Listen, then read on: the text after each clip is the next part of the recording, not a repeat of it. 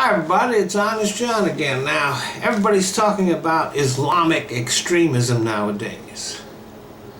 But if you pay any attention to right-wing Christians, there's really no difference between them and the Islamists. Their rhetoric is as hateful and extreme as ISIS or Al-Qaeda. Now, some of you might say, oh, but they aren't violent, they aren't terrorists. You would be wrong. Extremist Christians have been engaging in acts of terrorism and violence for a long time now here in the United States. They've murdered doctors and healthcare workers, planted bombs in healthcare clinics, murdered law enforcement officers. Just a few weeks ago in Kansas, the FBI thwarted a plot by 3 people who belonged to a terrorist group called the Crusaders, who were planning to blow up a building that was home to immigrants. Mosques have been set on fire, and people who were thought to be Muslims, even if they weren't, if they just looked like they might be, have been attacked. But these incidents don't get the same kind of breathless and sensational coverage that incidents involving Muslims do. But they are happening, and they will continue.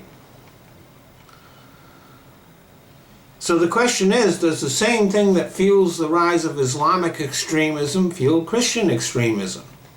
And the answer is yes. First, there is fear. Fear of those who are perceived as different. And the step from fear to hatred is a very small one. But there is another thing that unites religious extremists, and it is that the progress of human knowledge has created some real problems for them. See, everybody knows that a whole lot of what is written in all of the world's holy books is quite simply wrong. The earth is not the center of the universe.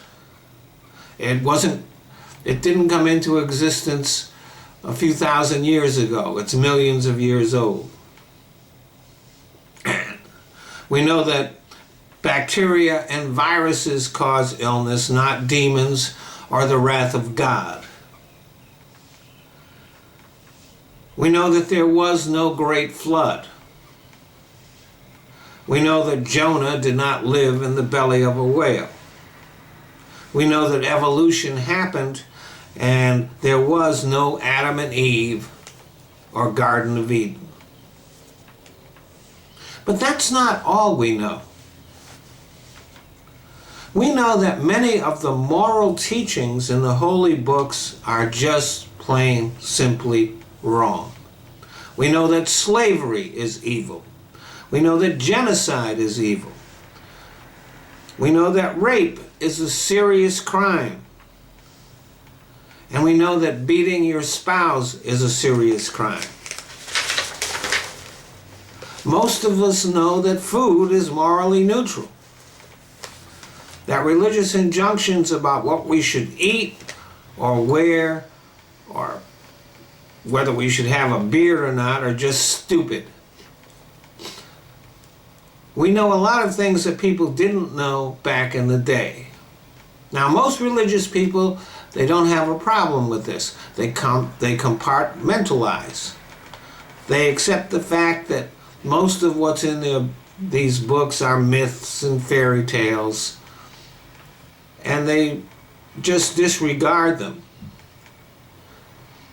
and choose to follow the teachings of the religion that they embrace. But some people just, they can't do that. So you have your biblical literalists. Now, not every fundamentalist is an extremist, but every extremist is a fundamentalist. They cannot reconcile the modern world with their primitive beliefs, and so they wish to destroy it. Their goal is to return the world to the ignorance that existed thousands of years ago.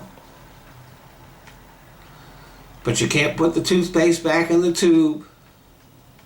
People know what they know, and so they feel like their only recourse is violence. Thanks for listening.